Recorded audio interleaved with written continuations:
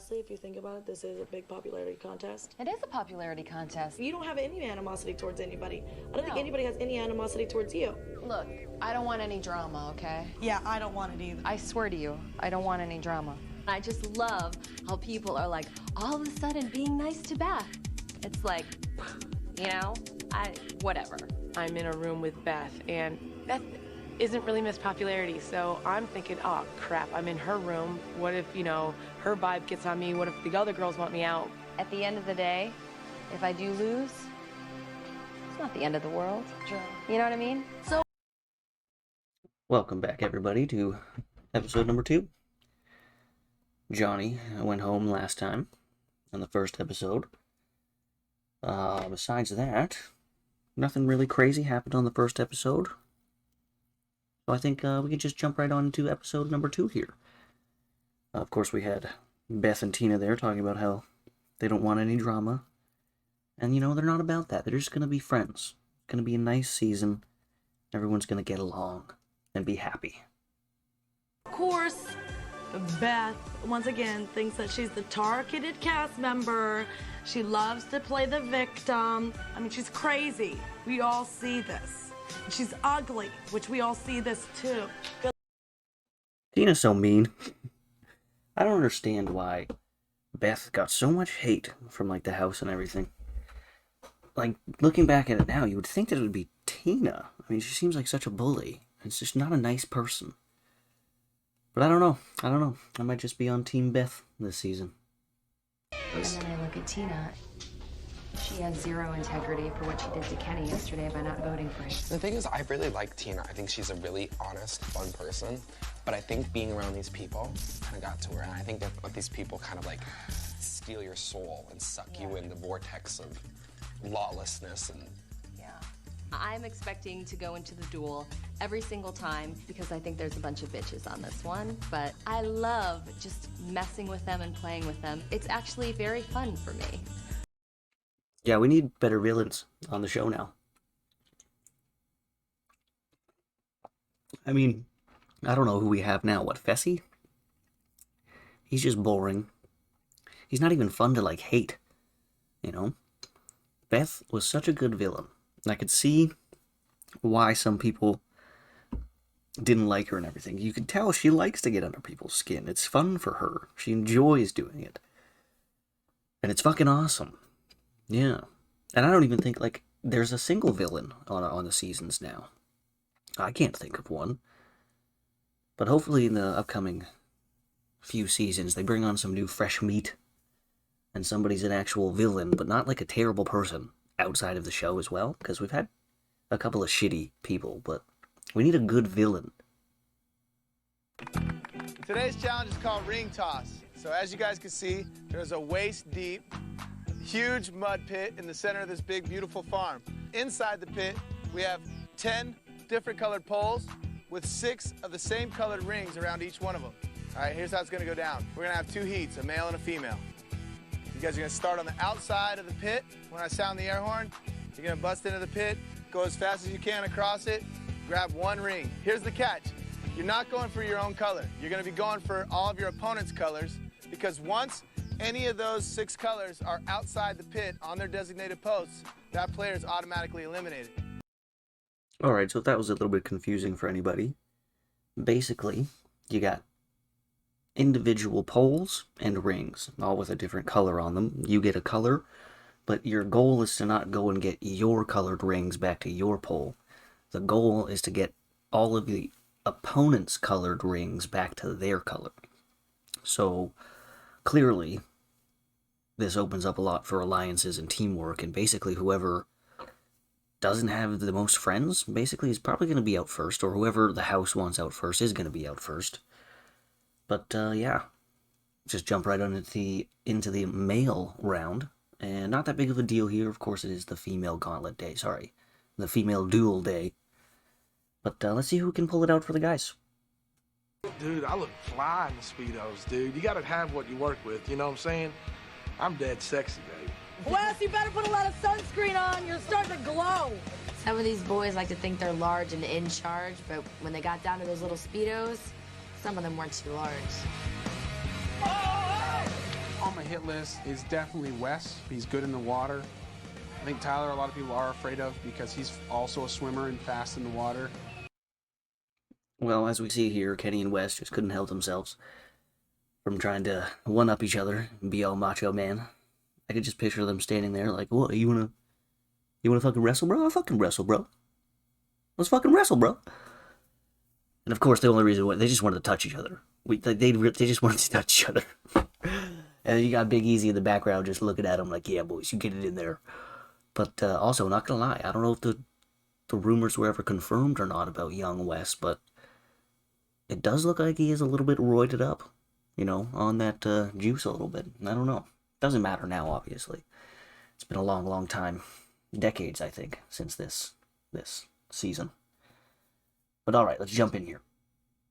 I'm looking around on what to do, and I see that White, Kenny himself, doesn't have but one ring on his pole. Somehow that dumb fool got some dumb luck. I might be able to sneak under the radar with this one.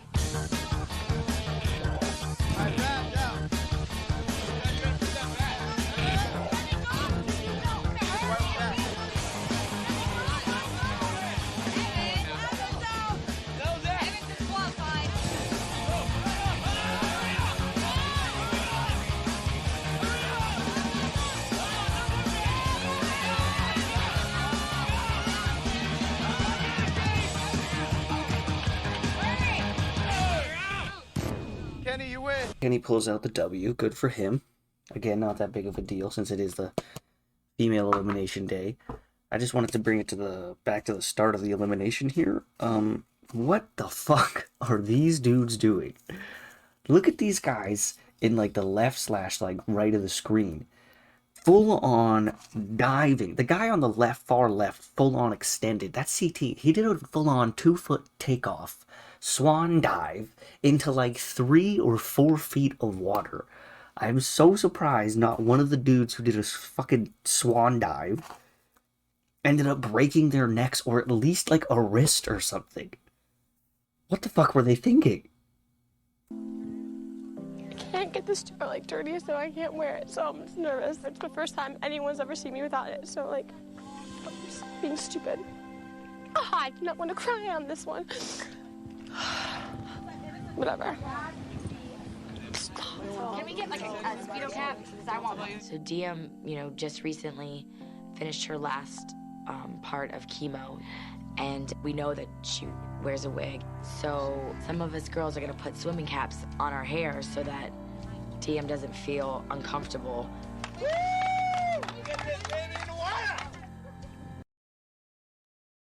Now, what DM is about to do, it's not going to look like a big deal or a huge thing, but it really is. But I would just like to shout out Robin and the other girls trying to do a little bit of something to make DM feel more comfortable and safe. It's a really nice thing to see. But yeah, let's just watch DM and what I think is one of the bravest moments on like reality TV ever. DM's really scared because she knows that she has to take her wig off, and you know, her hair is growing back from having cancer, so it's like she doesn't even let her dad see her without her hair. And so it's this huge moment that I don't even think people really understood.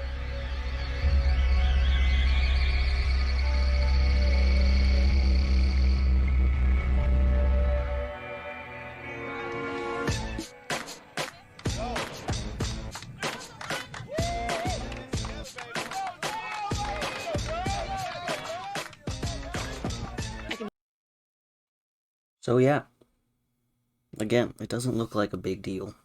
Doesn't look like it'd be that hard to do, but if you could just put yourself in her shoes, which I know a lot of people aren't able to do, but take your biggest insecurity, what you might even think your biggest flaw is, and not only do you have to expose that to your friends and strangers that you don't even know, but also on national television. Something that you haven't even shown your own father. And for her to go out there and do it, in my opinion, is pretty damn fucking brave. shock, you know, like, oh. And then I hear Derek, and he's like, "Do you look good?" And then I start crying because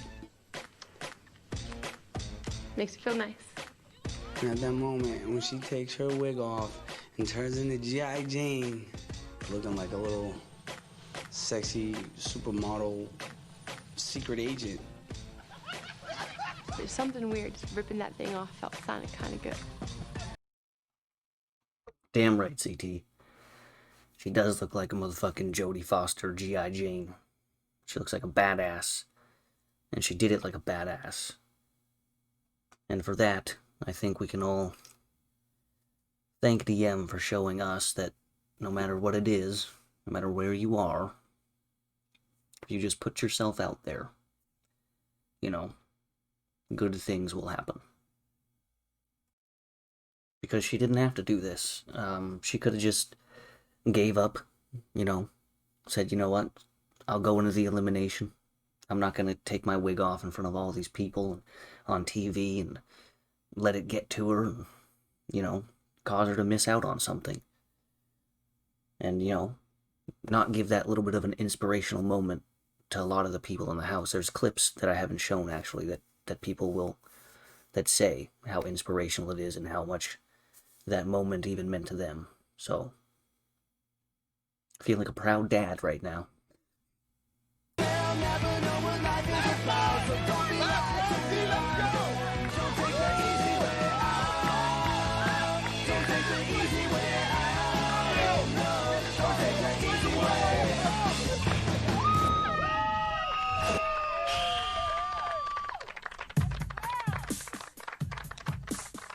It was the most inspiring, beautiful moment that I've ever witnessed in my entire life. I wouldn't expect anything less, bitch. And there it is. The feel-good story is complete. DM with the win. Big moment for her. Couldn't feel any better for her. I don't care if it seems like the girls gave it to her and they let her win. Doesn't really matter to me. In my opinion, for doing what she did in the beginning before the challenge, that deserves a win anyways. But doesn't matter if they let her win or not. She did. So, good for her. And let's just get right into the last bit of the episode here. Don't hit me. You ran into me. Don't nudge me. Diem is having her day and getting a lot of attention, and these two chickens in the background can't take the fact that they're not getting the attention, and they're sitting there squawking at each other. Beth, you don't stand back in 2 seconds, I'll punch you. Trust. Good. You want to get kicked off? Go I ahead. would love to get kicked off for you. Great. Love to. Great. Beth needs her time to shine. She comes up to me and she tries to start a fight with me in the midst of DM's victory. Bruh, Beth. You better back the fuck up right now. Oh my god, look at Tina. Look at them shoulders, man. She got them all rolled forward and shit, like she's ready to just pop, pop, pop. Damn, I wouldn't want to get punched in the face by Tina.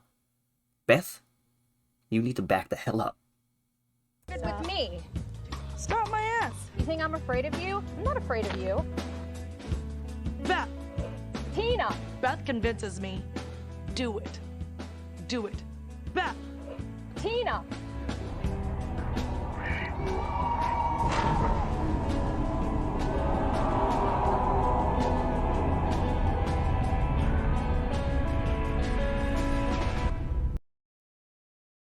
Bitch.